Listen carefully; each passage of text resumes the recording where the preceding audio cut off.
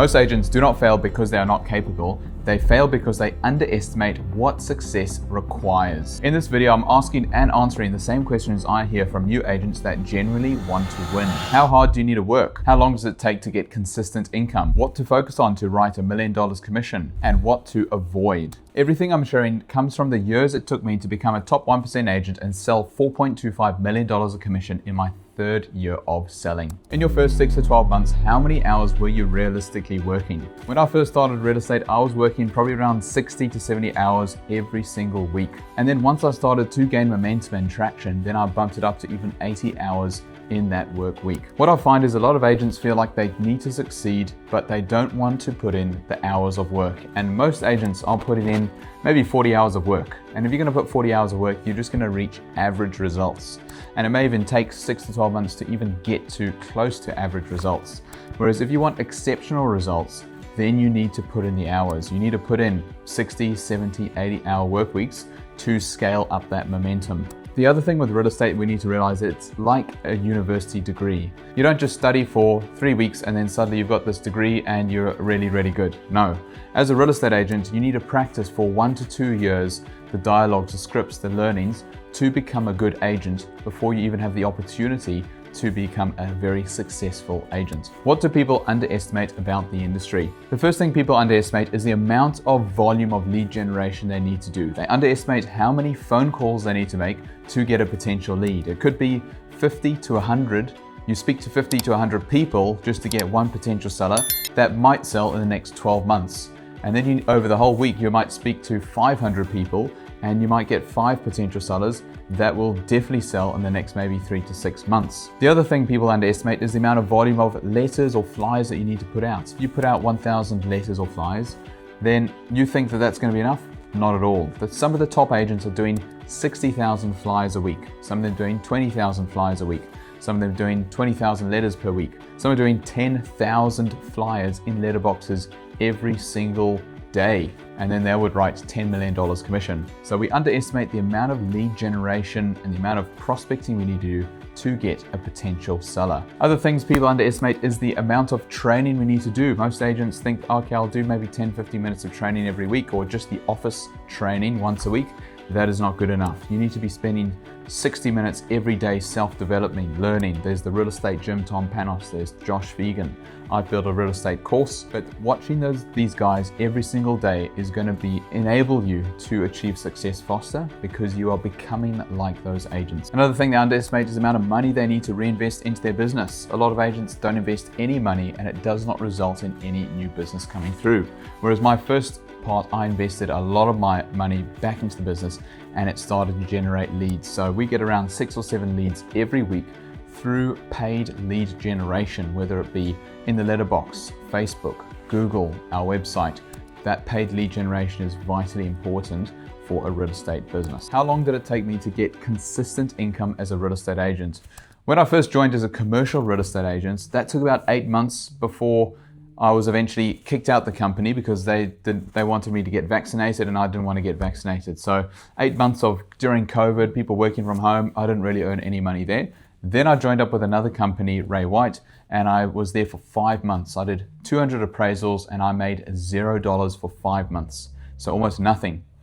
But on that 5th month, I got my first listing. We sold it in 10 days and then I sold 4 more properties within the next 4 weeks. And I wrote, by the end of that year, right at the end of the year, from October to December, I did $125,000 of commission, and then I was away. And then I sold about 52 homes in the next 12 months following that. So it was all that momentum was building up. And once I got the first listing, then it just took over. A new agent was asking me if it was realistic that he could pick his kids up on 2:30 p.m. for 2 days a week, be with them up until 9 p.m. where he would then start to work again.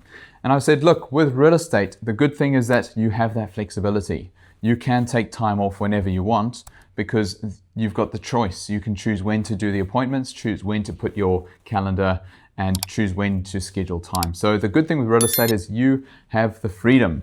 And that is the negative part of real estate as well, because most agents cannot handle the freedom. They can't handle having this open calendar because they can't sit down, they can't motivate themselves, they cannot say, self, now I need to do phone calls and I can't go on social media.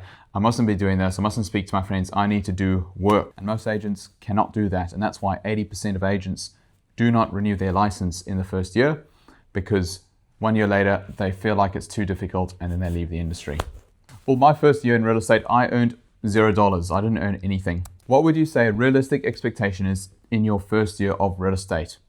Well, when I started real estate as a commercial agent and then into the residential, the first 1 year I earned almost nothing. And that was terrible. I had good savings, but I earned $0. And once I sold my first home, that next 1 year, I probably earned maybe $300,000 commission to $400,000, but that was all reinvested back into the business. So I reinvested a heavy amount, and I only took out about $20,000 or $30,000 to live, and the rest of the money went back in the business to build my brand and build my skills. Because if I can spend that money, get more lead generation, sell more homes quicker, then I've got the skills and knowledge to be able to repeat that in the next year. So I'd say the common agent that is going to work very hard in their first year, they could be earning $50,000 to $100,000 in the year. And if they're a superstar and they've got the right environment, the right people, they work very hard, in your first year, you could earn $200,000. And if it's the market's really hot, you could earn $300,000, $500,000, $1 million.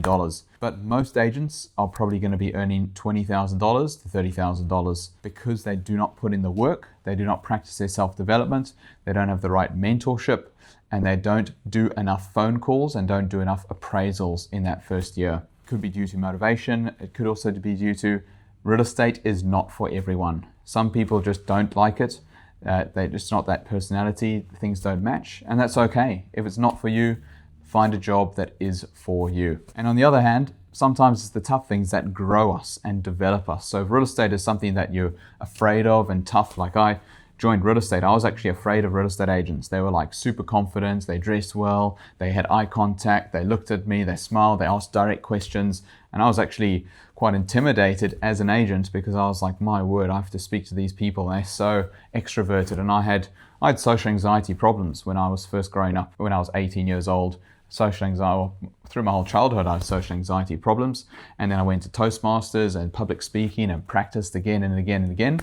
And then following that, I decided I'm going to become a real estate agent because I need the skills of negotiation, team growth, and I can use those skills to build a large company in the future through leadership and growing others. But I first had to start with sales and become good at that first. So that was my decision on why I decided to join sales. How much savings would you recommend someone to have when started in real estate? I would recommend a minimum of 6 months living costs. If you can survive 6 months without having to do any other work, that puts you in a very strong position in real estate because then you're not working with extreme pressure.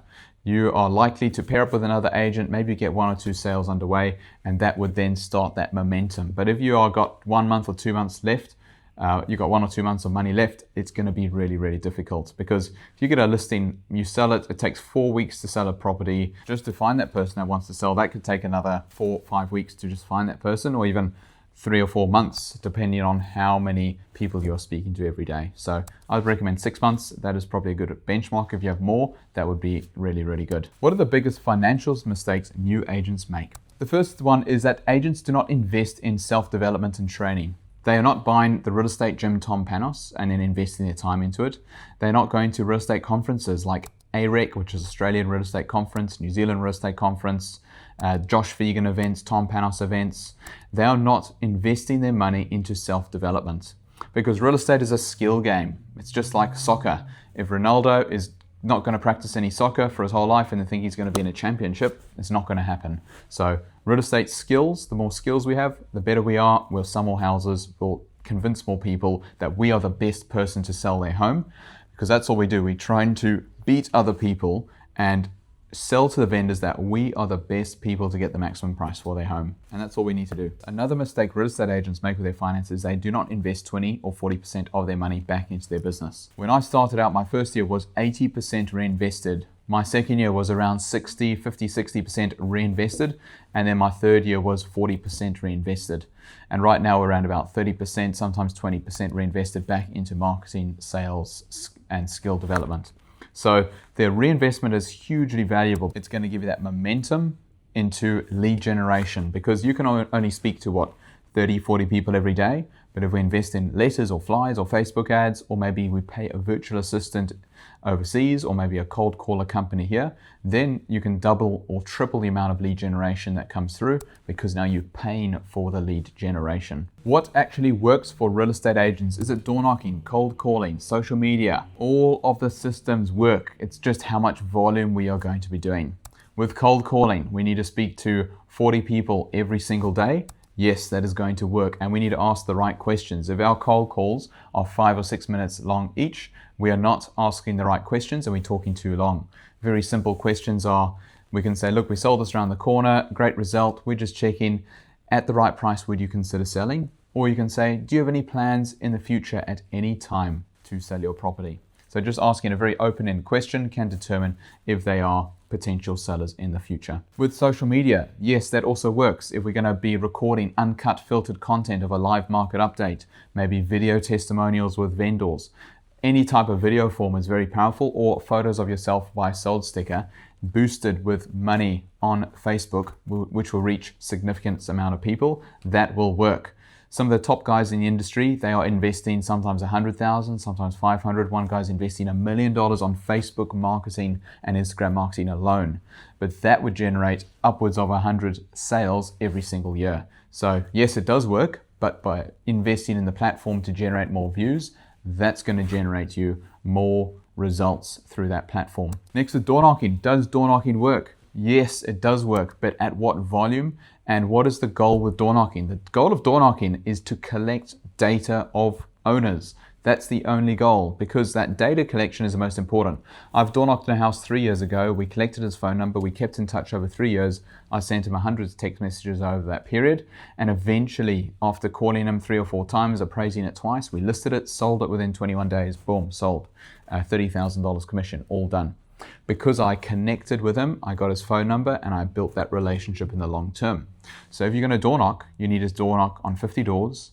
You'll speak to 25 people, and hopefully we'll get 5 contacts out of every single of those 25 people. Hopefully you get 5 or 10 homeowner phone numbers, because those homeowner phone numbers is where the money is. If you are going to collect, let's say you can get 5 homeowner phone numbers on every day of the weekend, let's say that's 10 contacts.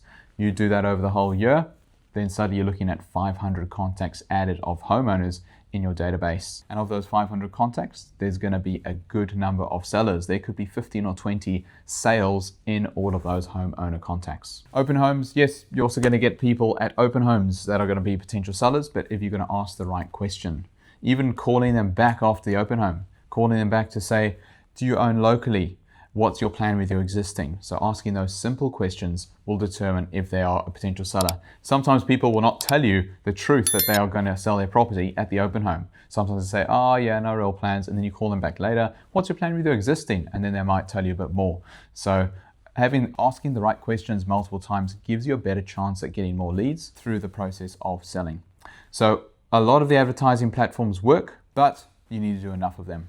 And this leads us to our next section. What would you do in your first 90 days as a new agent to succeed? First thing is I would be watching at least 2 hours of self-development work content every single day. Now this could be the Real Estate Gym, Tom Panos, Josh Vegan. I've got a real estate course that I made. There's lots of podcasts, and I would watch the content, make notes, and then I would record myself on things that I've done. If there's dialogues, I'd write them out and I'd practice them aloud. That's very, very important to get it ingrained in my head. So 2 hours, maybe 1 hour in the morning, 1 in the evening. And that's what some of the top real estate people or even salespeople in the world is, that they are practicing significantly more than everyone else. And that is the key. It is practice, play is going to result in better results. The next thing, I'm going to be speaking to another agent where I can try and get their database to call through. And I'll say, look, we'll do any deal 50-50 split. I'm going to call through your whole database, and I'm going to speak to 30 or 40 people every day. If I can speak to 40 people every day consistently, 5 days a week, hopefully 7 days a week would be even better, work 7 days a week, then you're going to get lead generation 4, 8, 12, 16, 20. You're going to speak to 280 people every single week. There's going to be 1, 2, maybe 3 very, very hot potential sellers in there after you've spoken to those people. Now, what does that mean? That means you're going to have to sit down at 9 a.m. You're going to have to get the call sheet. You're going to have to put the start buttons, put a 45-minute timer, and then start calling their numbers.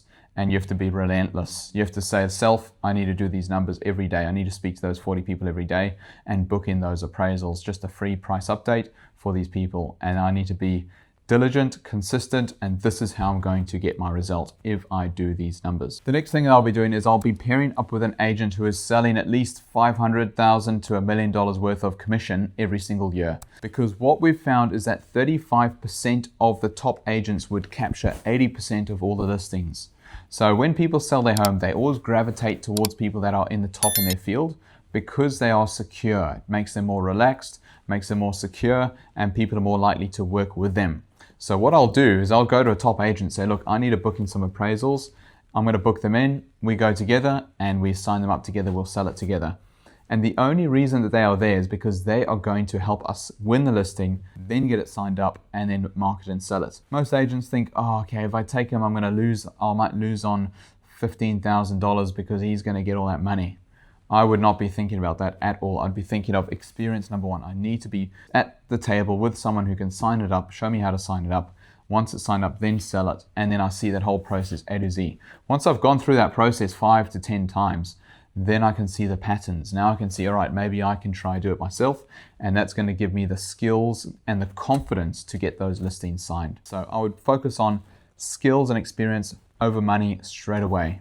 So my first 1.5 years, I didn't take any money out for enjoyment. I took all that money back into the business, or I put it into self-development and practice learning. What activities actually make you money versus just keeping you busy? One of the most key activities is speaking to someone that owns a property, either on the phone or face-to-face. That is the money-making conversation because they've got a property, they're thinking of doing something with it, and we're speaking to them about it. The most successful agents have the most conversations with potential sellers in the future or in the present. So what I'll be doing is I'll be measuring how many people am I speaking to every single day, and then how many people am I doing a market update appraisal for their property every day, face-to-face or either on a Zoom call. I don't want to be sending out email appraisals because that is just a waste of time and money. We want to be doing face-to-face vendor meetings and vendor appraisals because those people, that's where you convert the listing. The conversion happens in the conversation. If we are not there in person to have a conversation, we cannot convert them to a potential sale. One thing that agents do in the morning to feel busy, but actually they're not productive, is they are doing emails and typing on their computer and maybe fixing a Canva design, doing social media. That is called a keyboard warrior. And those people would email away, they're feeling good that they're doing all these tasks, but actually they should be phone calling and speaking to people every single day in the morning.